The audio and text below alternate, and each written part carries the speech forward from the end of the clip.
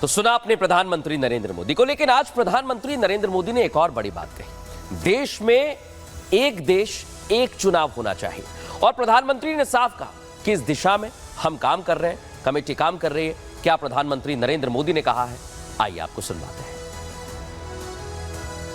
देश ने बार बार चुनाव इस देश की प्रगति में रुकावट बन रहे हैं, गतिरोध पैदा कर रहे हैं। आज कोई भी योजना को चुनाव के साथ जोड़ देना आसान हो गया है, क्योंकि हर 3 महीने 6 महीने कहीं न कहीं चुनाव चल रहा है। कोई भी योजना जाहिर करोगे आप तो मीडिया में देखेंगे, चुनाव आया तो फलाना हो गया, चुनाव आया तो फलाना हो गया। हर काम को चुनाव के रंग से रंग दिया गया है और इसलिए देश में व्यापक चर्चा हुई है। सभी राजनीतिक दलों ने अपने विचार रखे हैं। एक कमेटी ने बहुत बढ़िया अपना रिपोर्ट तैयार किया है। वन नेशन वन इलेक्शन के लिए देश को आगे आना होगा। मैं लाल किले से तिरंगे की साक्षी में देश के राजनीतिक दलों से आग्रह करता हूं, देश के संविधान को समझने वाले लोगों से आग्रह करता हूं कि भारत की प्रगति के लिए, भारत के संसाधनों का सर्वाधिक उपयोग जन सामान्य के लिए हो, उसके लिए वन नेशन वन इलेक्शन के सपने को साकार करने के लिए हमें आगे आना चाहिए।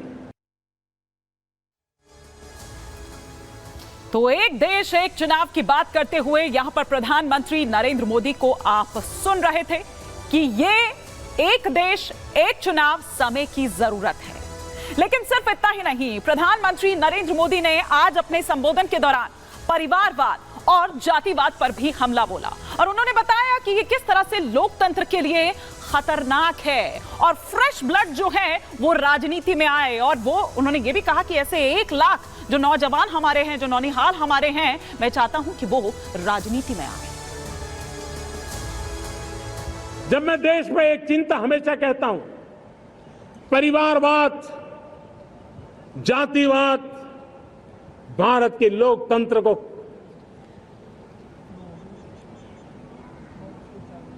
बहुत नुकसान कर रहा है। देश को, लोक राजनीति को हमें परिवारवाद और जातिवाद से मुक्ति दिलानी होगी। आज मैं देख रहा हूं मेरे सामने जो नौजवान है, उसमें लिखा हुआ है माय भारत। जिस संगठन का नाम है उसकी चर्चा लिखी है, यहां बहुत बढ़िया तरीके से लिखा हुआ है। माय भारत के अनेक मिशन है। एक मिशन ये भी है कि हम जल्द से जल्द देश में राजनीतिक जीवन में जनप्रतिनिधि के रूप में 1 लाख ऐसे नौजवानों को आगे लाना चाहते हैं। शुरुआत में 1 लाख नौजवानों को आगे लाना चाहते हैं जिनके परिवार में किसी का भी कोई राजनीतिक बैकग्राउंड न हो, जिसके माता पिता भाई बहन चाचा मामा मामी कभी भी राजनीति में नहीं रहे, किसी भी पीढ़ी में नहीं रहे। ऐसे होनहार नौजवानों को फ्रेश ब्लड 1 लाख, चाहे वो पंचायत में आए, चाहे नगर पालिका में आए, चाहे जिला परिषदों में आए, चाहे विधानसभा में आए, लोकसभा में आए, 1 लाख नए नौजवान, कोई भी प्रकार का पूर्व का राजनीतिक इतिहास उनके परिवार का ना हो, ऐसे फ्रेश लोग राजनीति में आए ताकि जातिवाद से मुक्ति मिले, परिवारवाद से मुक्ति मिले, लोकतंत्र को समृद्धि मिले। और जरूरी नहीं है कि एक दल में जाए, उनको जो पसंद हो दल में जाए, वो दल में जाकर के वो जनप्रतिनिधि बन करके आगे आए। देश तय करके चले कि आने वाले दिनों में 1 लाख ऐसे नौजवान जो परिवार राजनीति से दूर दूर का संबंध नहीं है, ऐसे फ्रेश ब्लड आएंगे तो सोच भी नहीं आएगी, सामर्थ्य भी नहीं आएगा। नमस्कार, मैं हूं आपके साथ हिमानी नैथानी और मेरे साथ है मेरे सहयोगी मृदुल शर्मा। आज देश अपना 78वां स्वतंत्रता दिवस मना रहा है और आज जब लाल किले की प्राचीर से प्रधानमंत्री नरेंद्र मोदी ने संबोधन दिया मृदुल, तो कई ऐसे अहम बिंदु, कई ऐसे अहम संदेश जो वो देते हुए नजर आए अपने संबोधन। बिल्कुल। और हिमानी, देश विरोधियों पर प्रधानमंत्री नरेंद्र मोदी ने सीधे हमला किया।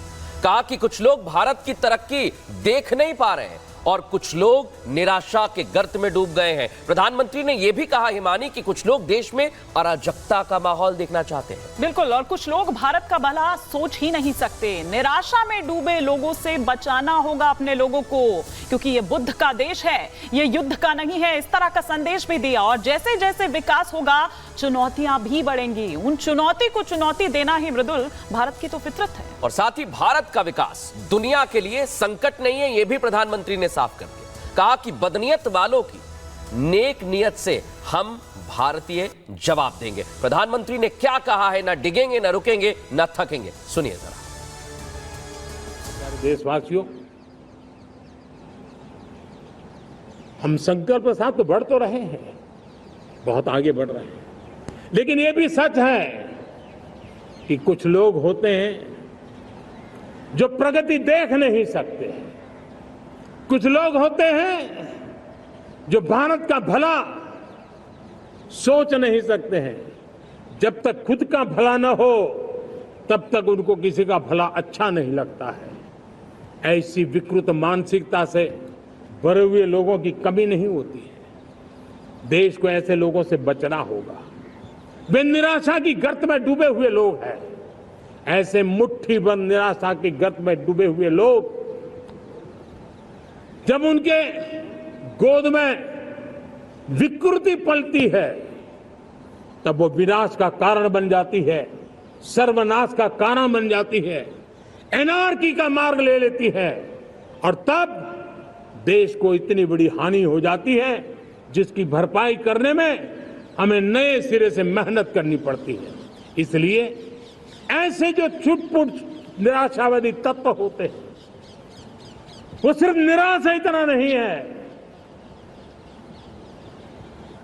उनकी गोद में विकृति पल रही है। ये विकृति विनाश के, सर्वनाश के सपने देख रही है, ताने बाने जोड़ने की प्रयासों में लगी हुई है। देश को इसे समझना होगा। लेकिन मैं देशवासियों को कहना चाहता हूं कि हम हमारी नेक नीयत से, हमारी ईमानदारी से, राष्ट्र के प्रति हमारे समर्पण से हम सारी परिस्थितियों के बावजूद भी विपरीत मार्ग पर जाने वालों के लिए भी, उनके भी दिल जीत करके हम देश को आगे बढ़ने के हमारे संकल्प में कभी भी पीछे नहीं हटेंगे। ये मैं विश्वास दिलाना चाहता हूं।